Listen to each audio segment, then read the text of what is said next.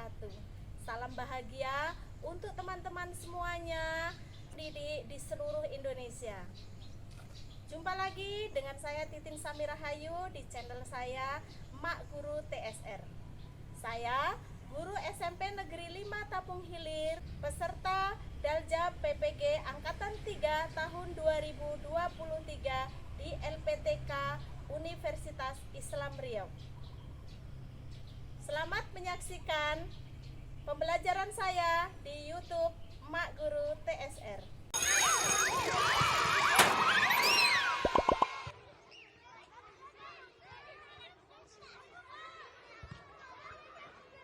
Warahmatullahi wabarakatuh. Waalaikumsalam warahmatullahi wabarakatuh. Selamat pagi anak-anak. Pagi, Bu. Sebelum memulai kegiatan pembelajaran, marilah kita berdoa terlebih dahulu. Silakan ketua kelas untuk memimpin doa. Sabran. Doa dimulai.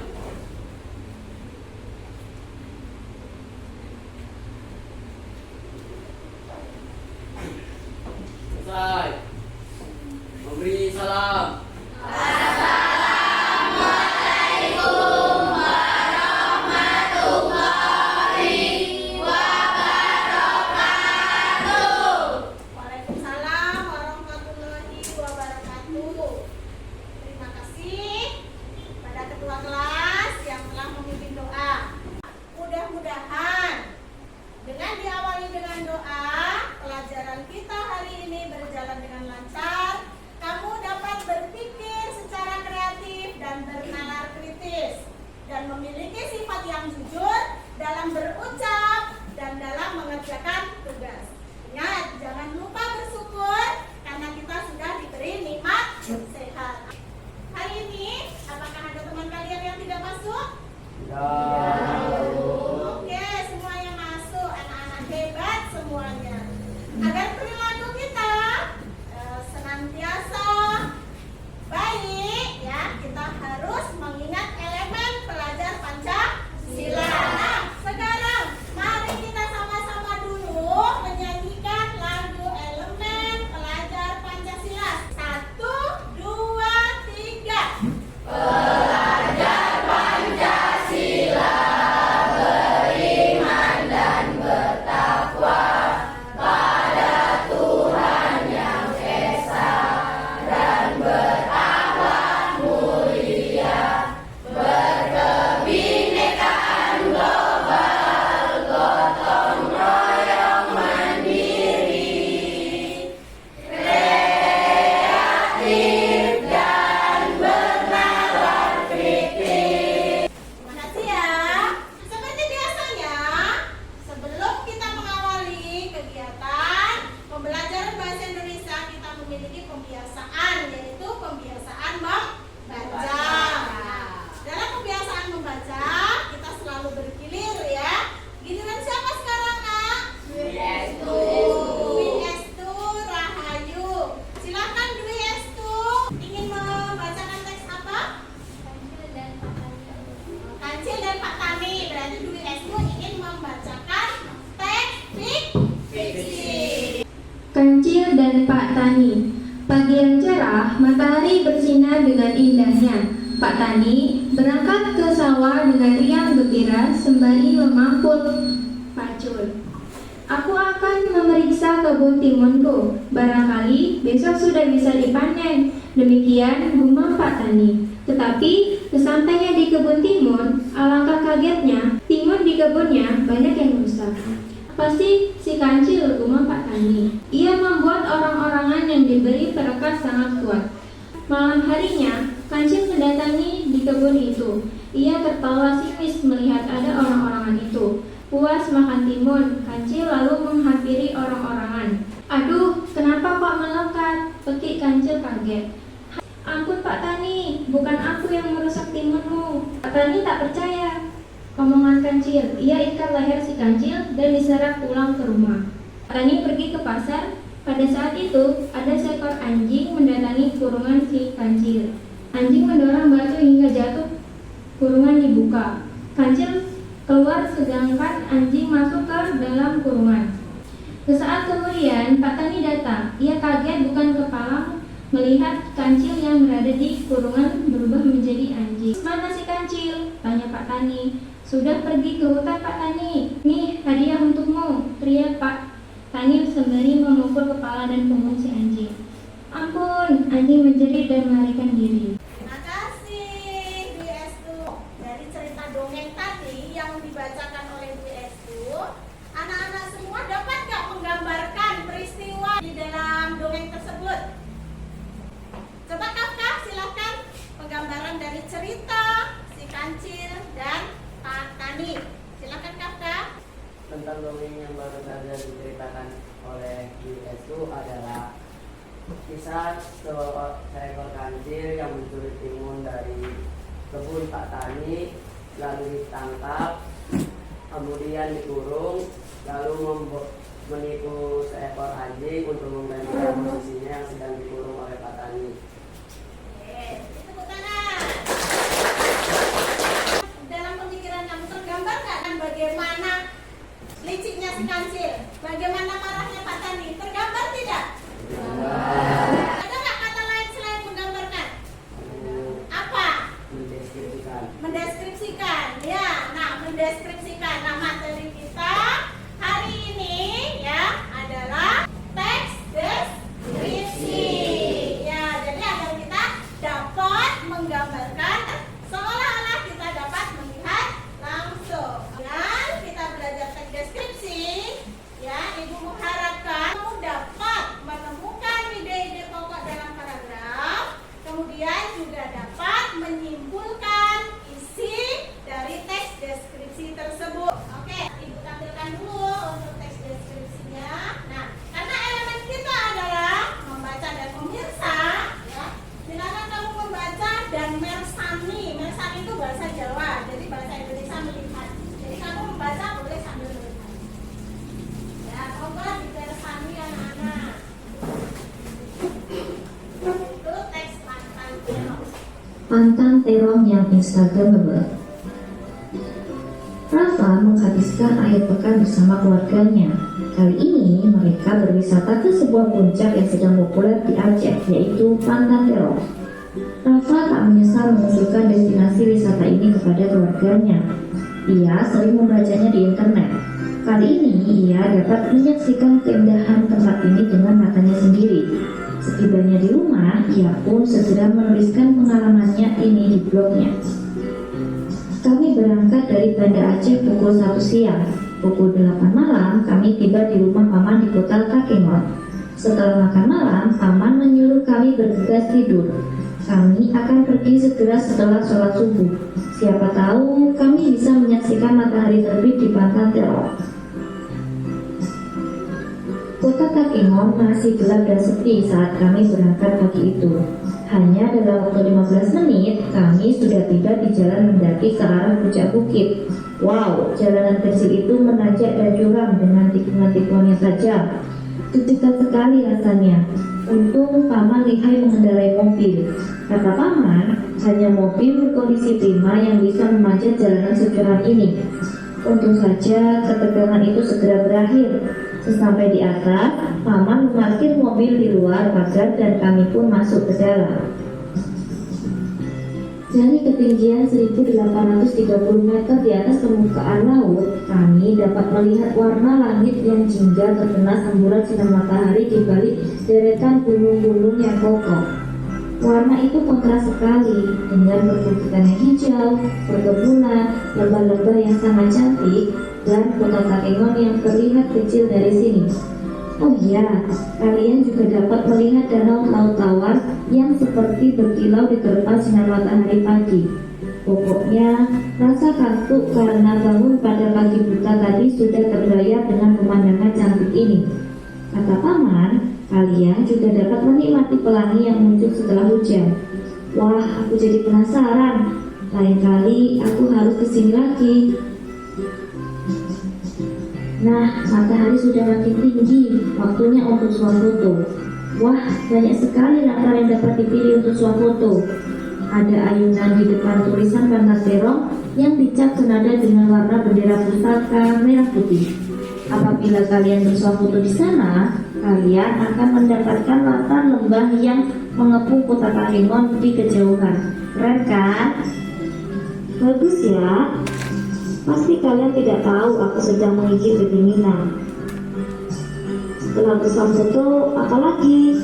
Di sini kalian pun dapat mencicipi aneka jenis sajian kopi asli Tanah Gayo. Kalian dapat memilih berbagai varian minuman kopi seperti espresso, cappuccino, mochaccino, hingga latte. Makin siang makin banyak pengunjung berdatangan. Matahari makin tinggi dan hawa sejuk memeluk kami. Angin yang bertiup memainkan rambut dan berputar di sekeliling tubuh membuat kami ingin bersuah foto lagi dan lagi. Sebelum pulang, ibuku membeli souvenir yang berbentuk kopi gayo. Katanya kita harus membantu pengrajin lokal. Nah, tunggu apa lagi? Dengan mengunjungi Pantai Terong, kalian pun ikut mempromosikan wisata dan kerajinan lokal. Segera berwisata ke Aceh dan menikmati kecantikan Pantai Terong ya. Nah, dari tampilan yang sudah ditampilkan tadi, ya bacaan tadi teksnya judulnya apa nak? Pantai Terong. Sudah pernah ke sana belum? Belum. Sama kita. Di mana tempatnya? Aceh. Aceh itu di pulau mana? Sumatera. Apa yang dilihat Rafa dalam teks tersebut? Sandi. Apa yang dilihat Rafa di Pantai Terong? Keindahan kota Karimun. Iya. Terdengar nak? Benar. Apa kata Sandi nak? Ya, keindahan kota Karimun. Seperti yang semula Ibu memesan di pertemuan minggu lalu, Ibu minta kamu langsung duduk di kelompoknya masing-masing karena kita masih belajar berkelompok. Tapi sebelumnya Ibu akan menjelaskan dulu sesuai dengan tujuan pembelajaran kita tadi. Ada berapa jenis paragraf? Jenis paragraf ada 3 tadi. Oke. Ayo angkat tangan. Paragraf apa? Oh, Kafka.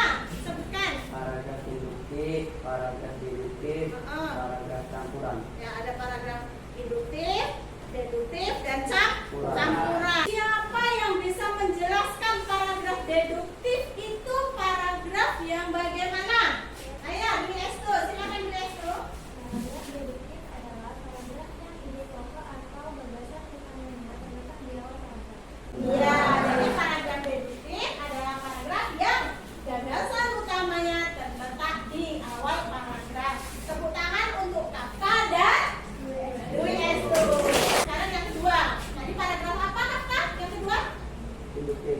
Induktif. Siapa yang bisa menjelaskan paragraf induktif? Ayo, Carisan. Paragraf deduktif adalah paragraf atau gagasan utamanya terletak di akhir paragraf. Ya begitu? Betul? Oke, beri tepuk tangan. Paragraf induktif adalah paragraf yang gagasan utamanya terletak di akhir paragraf. Nih, lanjut. Nah, yang ketiga paragraf apa? Paragraf campuran. Siapa yang bisa menjelaskan paragraf campuran? Waduh, kelompok sini lagi. Coba jelaskan tentang paragraf campuran, Giri.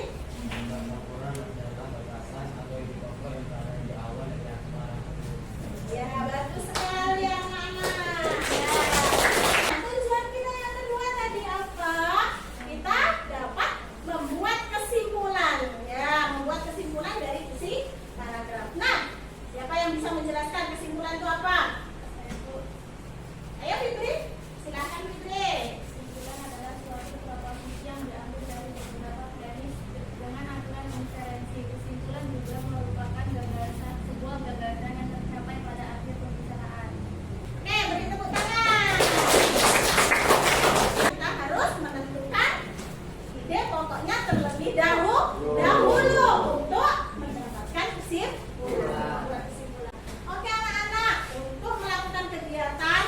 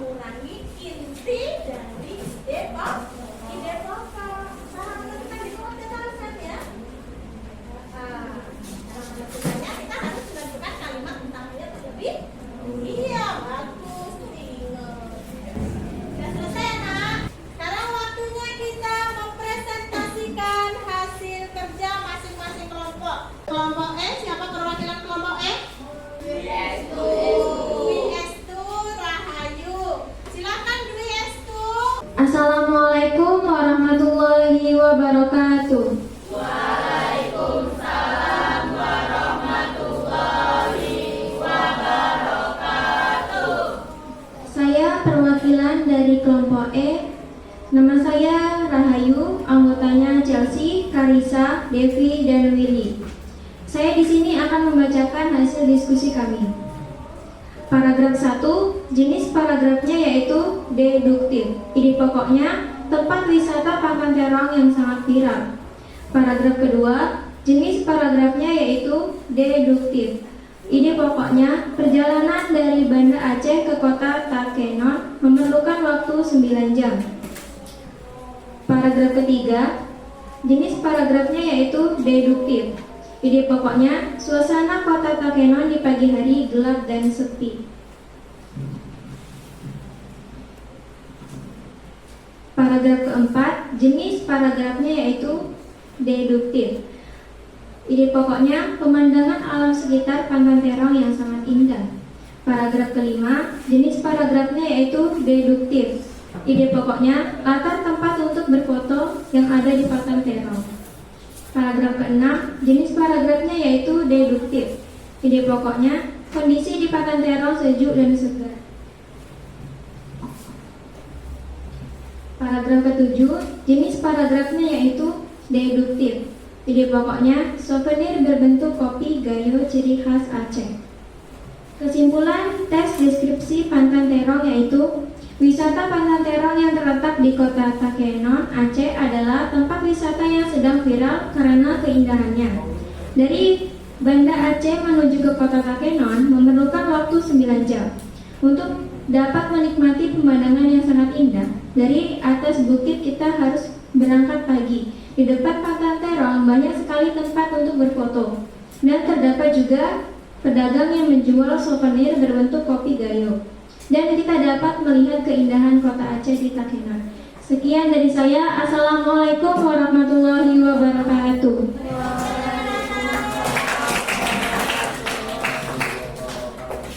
Adakah yang mau memberikan tanggapannya untuk kelompok E? Tidak? Asap?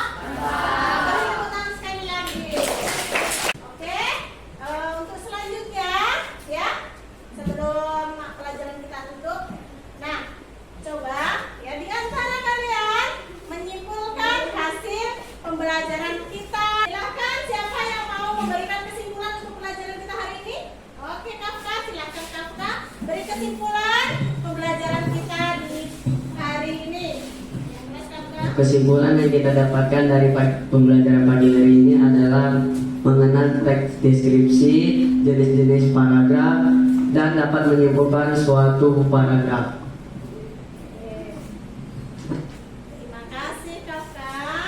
Ya, jadi kesimpulannya pelajaran kita di hari ini kita dapat menentukan ide pokok tiap-tiap paragraf pada teks deskripsi Pantan Terong dan juga dapat menyimpulkan. Dalam kegiatan belajar ini, Ibu minta anak-anak semua dapat menilai bagaimana cara menyampaikan Ibu. Maka untuk menilai Ibu, untuk berikan secari kertas, silakan kamu isi dan kemudian dikumpulkan. Dikumpulkan refleksinya, kemudian tugas kelompok juga dikumpulkan. Silakan. Silakan dikumpulkan ke depan jika sudah. Nah, untuk pertemuan berikutnya kita akan belajar menelaah struktur dan kaidah bahasa pada teks deskripsi. Nah, sebelum berangkat sekolah, malamnya kita belajar dulu ya, dipersiapkan. Jadi pertemuan berikutnya apa pelajaran kita nak? Menelaah struktur dan kaidah bahasa teks deskripsi. Oke, boleh berkemas. Ibu ucapkan terima kasih yang sebanyak-banyaknya. Mudah-mudahan apa yang kita pelajari dapat bermanfaat untuk kita. Silakan berkemas dan berdoa. Silakan ketua kelas untuk memimpin doa. Siapkan.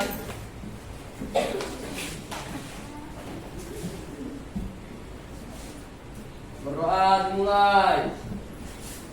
Selesai. Memberi salam. Assalamualaikum warahmatullahi